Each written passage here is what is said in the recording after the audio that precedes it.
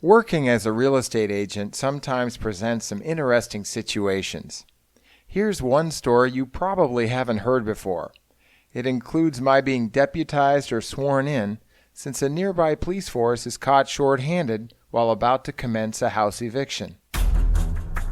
One day, a fellow realtor and I had been asked by our seller client to assist with the removal of squatters on her property, and we were also asked to make suggestions prior to her selling the home. As a result, we were told to meet police at the property to assist with access so the house could be vacated.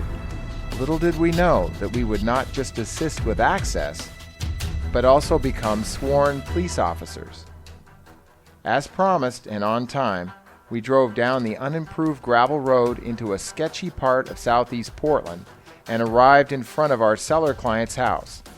To be clear, let's call that neighborhood extra sketchy, because along with that rough gravel road in the middle of the city, imagine a rundown neighborhood with cars on jacks in nearby front yards to get a better picture. We introduced ourselves to the waiting Multnomah County Sheriff's deputy and are told he's waiting for backup. Now our extra sketchy neighborhood meters are really going off. Why do we need additional police backup for a simple house eviction? We wait a bit, then are told that the requested Portland police contingent that was asked to stop by for backup is now unavailable. Eventually they arrive, but not before the fun begins. We're then asked to raise our right hands and are sworn in. That's right, deputized, there in the parking lot. Two mild-mannered realtors now represent law enforcement. After our knock on the door, we enter the house. From there, pandemonium ensues. The scene turns surreal as a gun is located, along with much hollering, and a wandering pregnant lady is led out of the house to safety. Yet much more commotion is about to occur, only this time not in the house, under the house.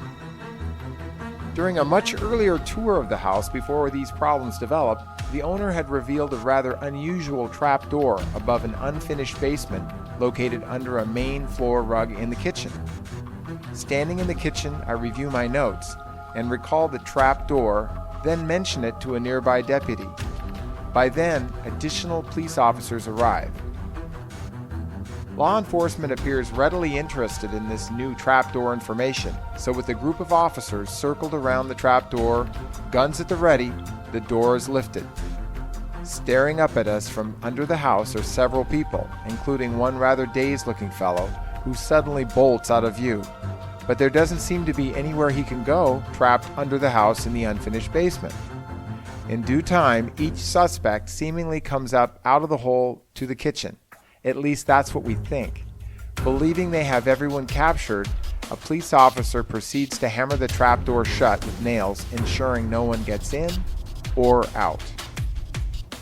Later, as the police are about to leave, one officer is insistent that a particular person they've been seeking is still in the home, yet they haven't found him. He must be here somewhere, the officer insists. This has him prying open the previously nailed trap door. As soon as it's again lifted, the officer yells, "We're going to send the dog in." There's no response. Once more, he yells, "We're going to send the dog in." Still no response. If the fugitive thinks they're bluffing, he's about to be sorely mistaken. That's because a police dog is lowered and then released into the basement. That quick canine has their man in a flash. A beanbag round helps to complete his capture. In all, we count 7 police cars, 11 trespassers, including several convicted felons, 1 canine unit, and a beanbag round. Local TV news covers it all. It's not every realtor who can truly be called deputy dad by his kids.